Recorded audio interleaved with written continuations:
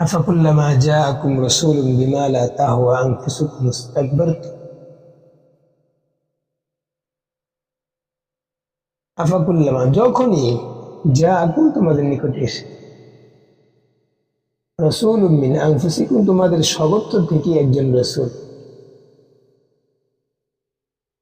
কি নিয়ে বিমা লা তাহওয়া আনফুসুকুম এমন জিনিস নিয়ে যেটাকে তোমরা অপছন্দ করো ইস্তাকবারতুম সাথে সাথে তোমরা কি করেছো অহংকার করেছো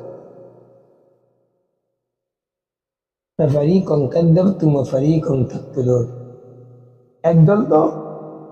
ওই সমস্ত রাসূলদের মিথ্যাচার করেছে আরেক দল